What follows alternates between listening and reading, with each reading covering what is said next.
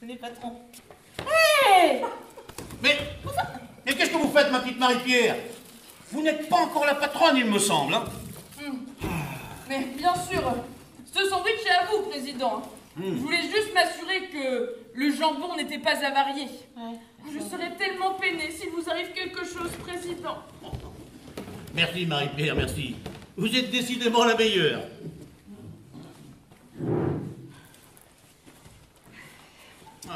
Et président, j'ai un projet à vous soumettre. Oui. J'ai préparé un petit quiz sur le thème des Alpes. 20 questions. Je vais chercher les autres et on peut commencer si vous êtes d'accord. Bonne idée, ma petite Sophie. Ah, Marie-Pierre, accompagnez donc Sophie. Ce ne serait pas prudent de la laisser partir seule sur les sentiers. Il commence à faire sombre. Et vous, ma petite Rosie, il faut que je vous entretienne sur le Pakistan. Un contrat juteux. Le Pakistan? Mais j'étais pas au courant. Mais non, ma tourterelle, c'est juste que j'avais envie d'être seule avec toi. Oh, mon gros roudoudou. Je croyais que Marie-Pierre ne nous lâcherait jamais. Un vrai pot de colle, celle-là. Ah, ça tu l'as dit, hein. Et pour un bras droit, tu sais, elle est plutôt gauche, hein. Oh, mon gros roudoudou. Je me demande toujours pourquoi tu l'as choisie comme adjointe, celle-là. C'était franchement pas l'idée du siècle, hein. C'est simple. Mon fils ne voulait pas du poste. Il veut continuer sa carrière de violoniste. Il veut devenir un grand artiste. J'ai été bien obligé de le laisser à ses illusions. Et lui, il m'a laissé avec l'amour de sa vie, Marie-Pierre, flûtiste à ses heures. Tu vois, je n'ai pas eu le choix. Oh, comme je te plains, mon roudoudou.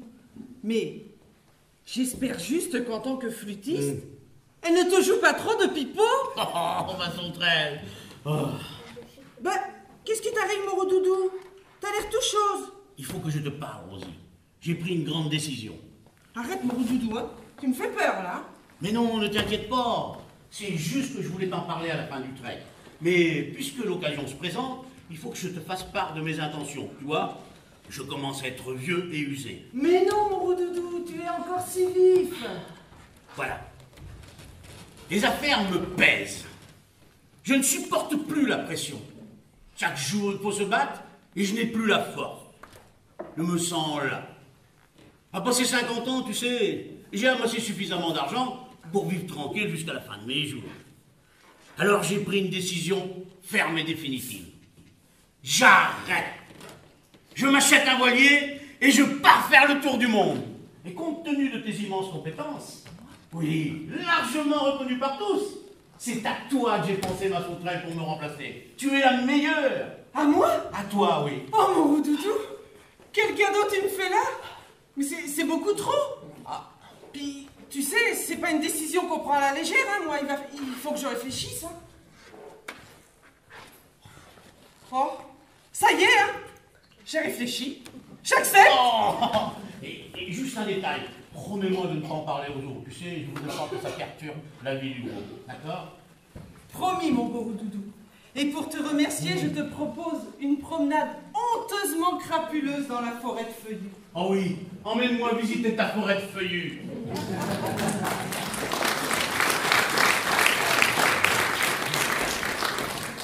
Y a quelqu'un? Eh oh! Y a quelqu'un? Non, c'est pas vrai. Je me retrouve encore toute seule.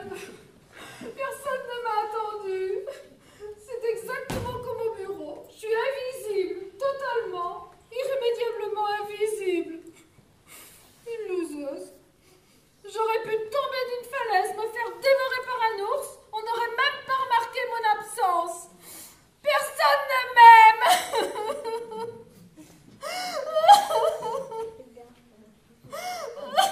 Oh, tiens, Odile, nous t'avions complètement oublié, hein. Mais ne pleure pas, ma belle. Moi, je ne t'avais pas du tout oublié. Je me faisais du souci même, un sang d'encre. Je suis contente de te revoir. Allez, viens t'asseoir ici. Tu l'as bien mérité, hein. Oh, regarde, Odile là. Une marmotte, tu la vois? Ah oui, oui. Oh, merci, Charlotte. T'es une vraie gentille, toi, au moins. Bon, allez, hé, Odile, c'est bon. Tu vois ces mains-là? Elles rêvent de te faire un petit massage. Ah oui, je veux bien. Ah, les affaires reprennent aussi. Non, mais moi, je te conseille Une petite séance de méditation. Moi, tu dégages, toi. Tu verras, ça t'aidera à maîtriser tes émotions tout en expulsant de ton corps les mauvaises énergies et en régénérant tes chakras. Et c'est radical, hein, tu verras. Hein. C'est pas ce que c'est que les chakras. Et toi, toi, tu le dégages.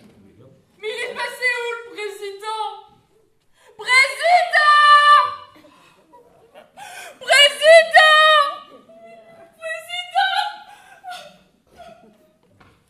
Elle est malade. Elle a un problème. Ben oui, mais alors, moi je veux bien, alors. Et mon quiz alors, mais tout le monde s'en fiche ou quoi? Qu'est-ce qu'on va faire? Tout le monde s'en fiche, hein, oui, effectivement.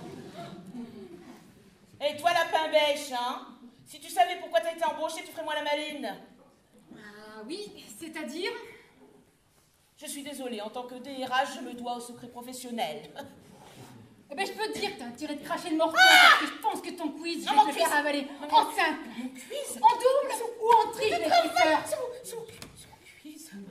Non. Bon, d'accord. D'accord, tu vas tout savoir.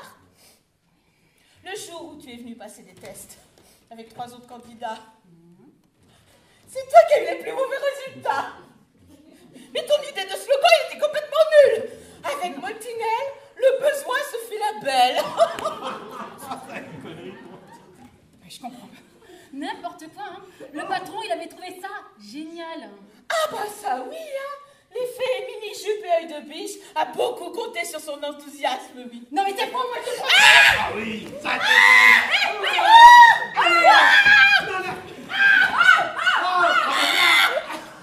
ça c'est bon, ça.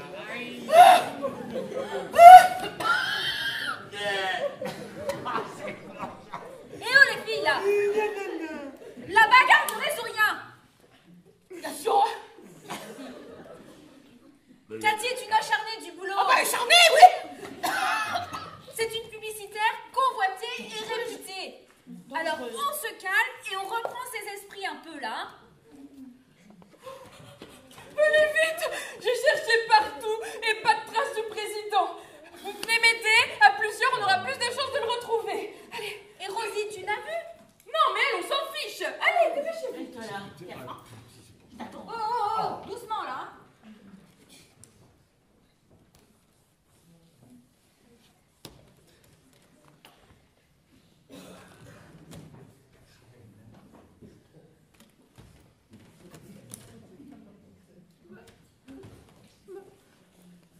Je me retrouve encore toute seule. C'est trop injuste. Eh bien, qu'est-ce qui t'arrive encore, ma pauvre petite Odile? Allez, viens dans mes bras, raconte-moi tous tes malheurs. Mais ici, c'est comme au bureau. Je suis invisible. Totalement, irrémédiablement invisible.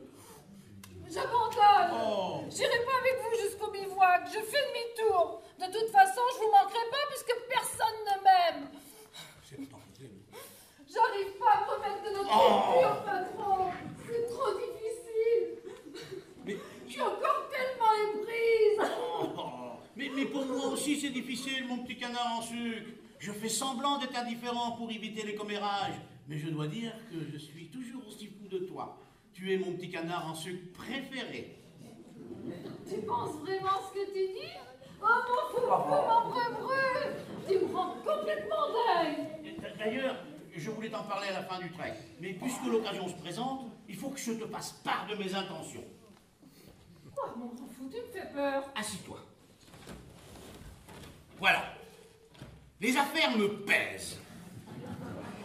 Je ne supporte plus la pression. Chaque jour, il faut se battre, et je n'ai plus la force. Je me sens là. À passer 50 ans, tu sais, j'ai amassé suffisamment d'argent pour vivre tranquille jusqu'à la fin de mes jours. Alors, j'ai pris une décision ferme et définitive. J'arrête. Je m'achète une villa aux States, et c'est là que j'ai décidé de poser mes valises. Et compte tenu de tes immenses compétences, largement reconnues par tous, c'est à toi que j'ai pensé, mon petit canard en sucre, pour me remplacer. Tu es la meilleure. Toi aussi, tu te moques de moi. Mais pas du tout. Tu es celle qu'il faut pour Multinelle. Tu as le profil idéal. Tu es quelqu'un d'intuitif avec un zeste de sensibilité. C'est tout à fait les qualités recherchées pour ce poste. Il faut vraiment que tu prennes conscience que c'est toi la meilleure. Alors, j'accepte. Oh, mon foufou, mon frufru, mon toutus. J'ai bien une idée pour te remercier. Ah non, pas maintenant, hein. Je suis vidé. Je viens d'explorer la forêt de feuillus, il n'y a plus de jus. Mais juste un petit conseil, promets-moi de ne pas en parler aux autres. Tu sais, je ne voudrais pas que ça suscite la jalousie. C'est pas... Oh, ne t'inquiète pas, mon foufou, mon brubru. Je serai muette comme une tombe.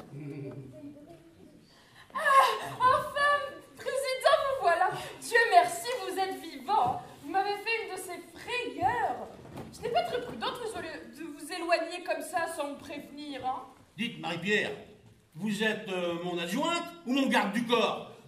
Mais je me sens tellement proche de vous depuis que vous êtes devenu mon beau papa. Mais moi aussi, je vous apprécie beaucoup, ma petite Marie-Pierre. D'ailleurs, mon fils a de la chance de vous avoir rencontré. Vous êtes la meilleure. Ah, comme c'est touchant. Ah, quel beau tableau, hein. Bah, si je me ratais pas, je serais presque ému. J'aime votre franc-parler, mon petit Bernard. Vous êtes... Le meilleur, je sais. Pas du tout. Ma petite Odile, soyez gentille et laissez-nous quelques instants. J'ai 2 ou 3 choses à régler avec mes collaborateurs.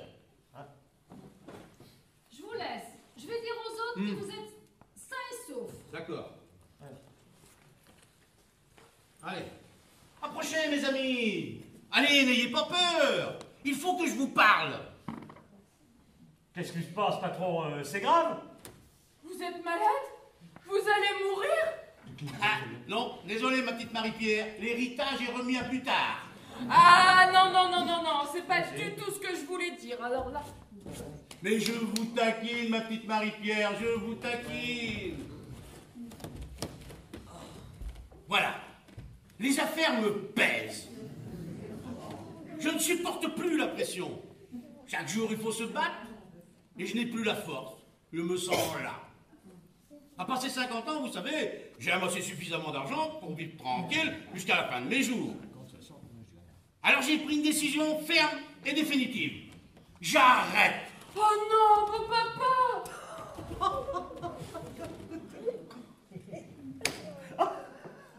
En fin de compte, on peut dire que vous êtes rendu au bout du rouleau. Ah, qui est con, celui-là.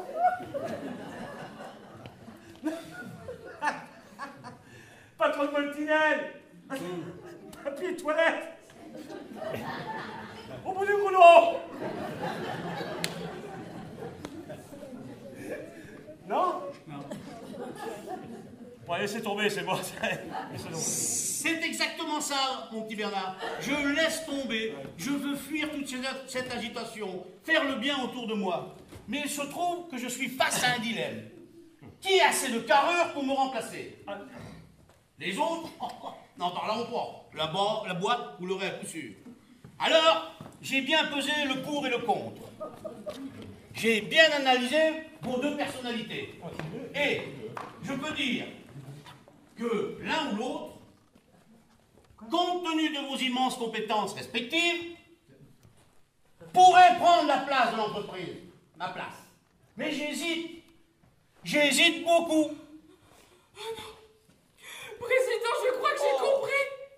Le jambon était avarié. Et vous êtes en plein délire. J'étais sûre, hein. Quelqu'un a cherché à vous nuire. Respirez, ma petite Marie-Pierre. Respirez profondément. Là. Allez.